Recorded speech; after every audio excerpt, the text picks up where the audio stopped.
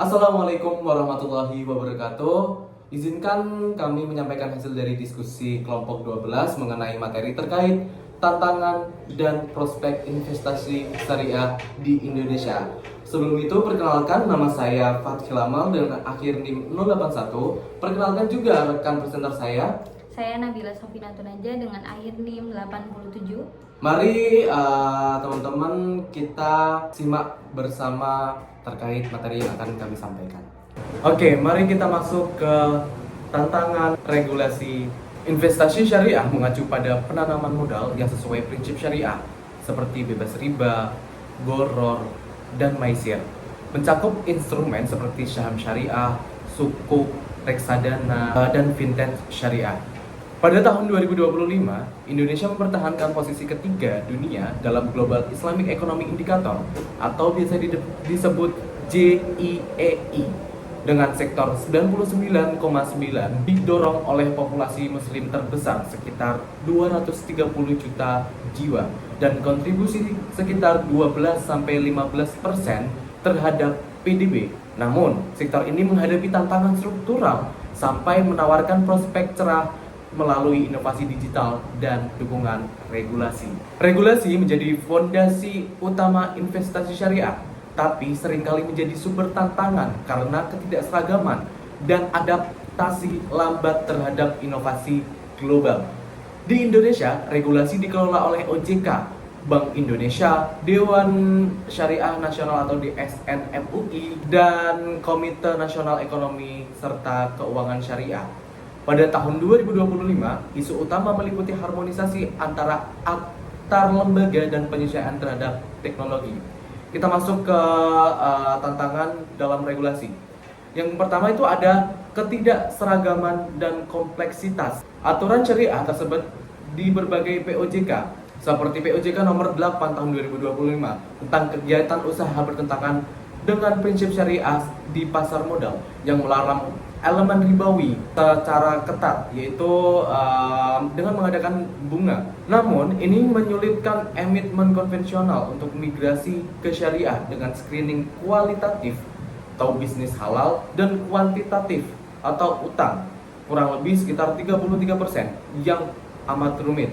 Hasilnya hanya 61,8% saham BEI yang lolos sebagai syariah per Juni 2025. Yang kedua, ini adanya lambatnya adaptasi fintech dan digital. Regulasi seperti POJK Fintech Syariah pada tahun 2024 belum sepenuhnya menangani resiko cyber security atau cross border transaction, menyebabkan ketidakpastian bagi investor retail di platform seperti Kozwa atau Investri Syariah.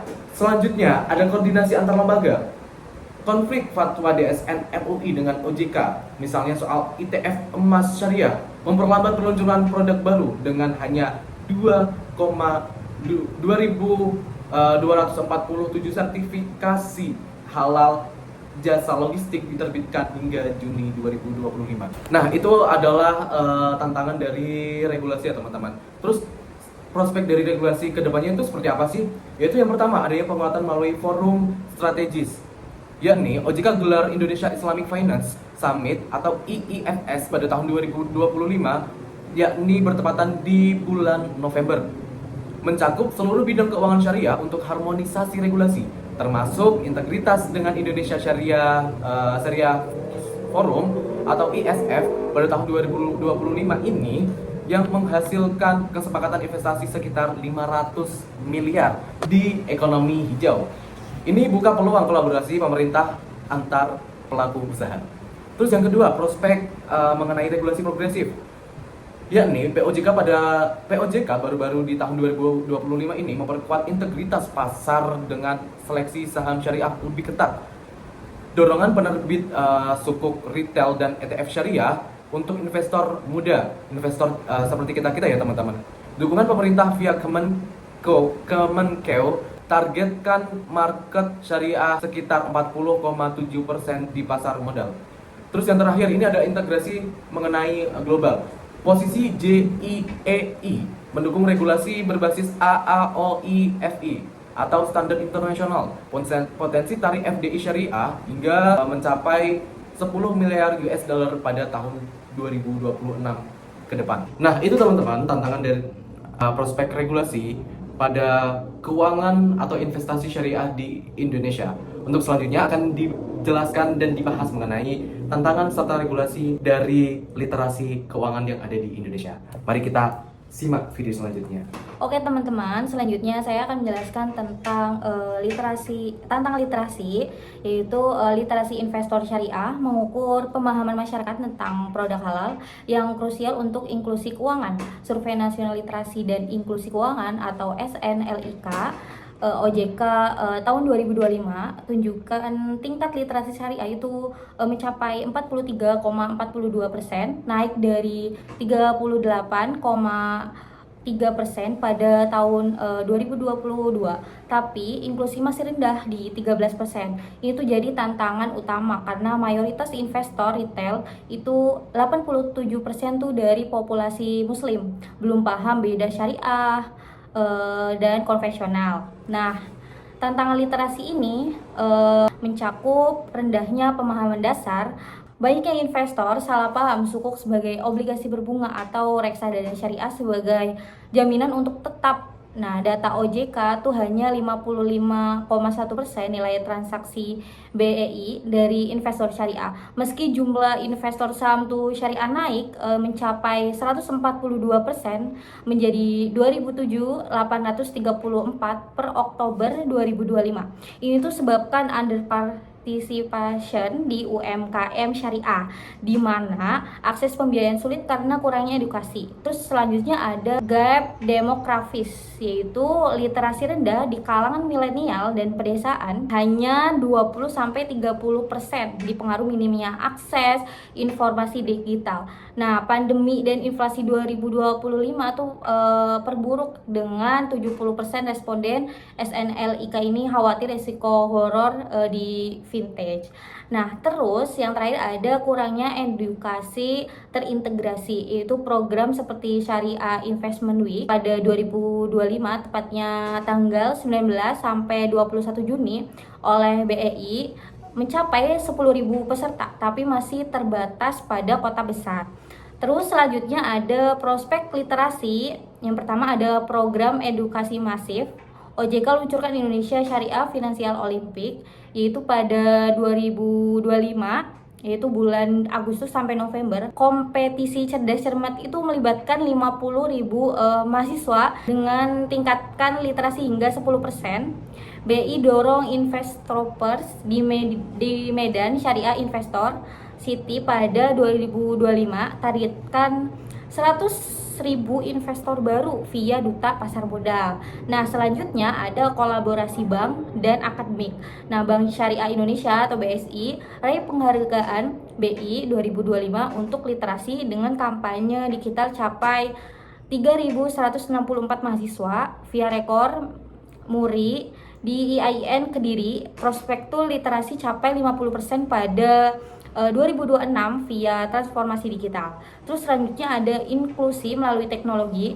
Fintech syariah seperti B2B Lending tingkatkan akses retail dengan proyeksi 20% pertumbuhan investor muda berkat APP edukatif. Oke, selanjutnya ada perkembangan pasar modal syariah. Di Indonesia tuh tumbuh pesat dengan indeks saham syariah Indonesia mencapai level 282,10 per Oktober 2025 dan kapitalisasi mencapai 2.972 sekian triliun. Nah, ini tuh kontribusi 40%, 7% total pasar modal, didorong emisi sukuk dan saham halal. Tapi tantangan likuiditas dan variasi instrumen tetap ada.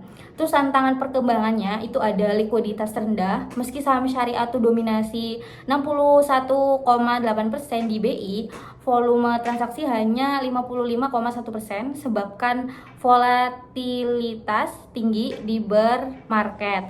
Nah, kurangnya instrumen variatif hanya 400 efek syariah. Batasi diversifikasi terutama di sektor minyak. Nah, terus yang kedua ada akses UMKM dan inklusi. UMKM syariah tuh 99 usahanya halal. Kesulitannya listing di BI karena regulasi ketat. dengan pembiayaan hanya 5-7% dari total. Terus gejolak global 2025, inflasi 3,2% tuh tekan return ISSI. Selanjutnya ada integrasi ekosistem, yaitu database publikasi di pasar modal syariah oleh BI, fasilitasi data real time, dukung ekosistem terpadu dengan fintech dan logistik halal. Jadi teman-teman, hasil dari kesimpulan tadi yaitu investasi syariah di Indonesia pada tahun 2025 ini menunjukkan potensi luar biasa sebagai pilar ekonomi etis dan juga inklusif.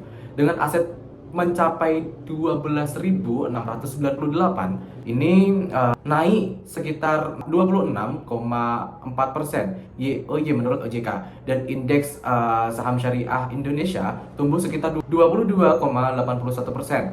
Sektor ini unggul dibanding dengan konvensional ya teman-teman, terutama berkat prinsip makosid syariah yang selaras dengan socially responsibility investment, di mana religiositas jadi pendorong utama. Nah, hasil penjelasan tadi, tantangan perlu dihadapi ini mengenai tantangan regulasi tadi ya teman-teman, sama mengenai literasi investor yang pada hari ini masih kurang atau masih kalah dengan literasi keuangan konvensional, dan juga mengenai pasar modal syariah dengan likuiditas rendah sekitar 55,1% dan akses UMKM terbatas. Ini menjadi tantangan yang perlu kita waspadai teman-teman. Dan juga bagaimana sih prospek cara kedepannya itu seperti apa mengenai investasi syariah yang ada di Indonesia pada tahun 2025 ini.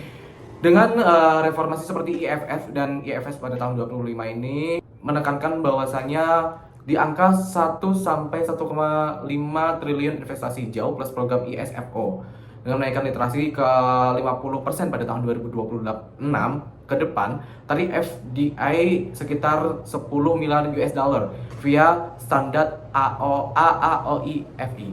Inovasi fintech dan juga ETF emas syariah ini juga gak kalah penting ya teman-teman buat kita tekanin di prospek kedepannya. Dengan dukungan portofolio hibrid yang kurangi resiko 15% sambil untung 10,6%. Singkatnya seperti ini teman-teman, investasi syariah itu bukan sekedar halal, tapi strategi pintar, gabungan efisiensi pasar seperti yang dijelaskan di referensi utama, yaitu di buku Fama pada tahun 1970-1998, dengan perilaku kebijakan yang ada di buku Read Hit pada tahun 2008, dan alokasi etis yang tercantum di Jurnal Raleigh dan Brown pada tahun 2012 untuk hasil berkelanjutan.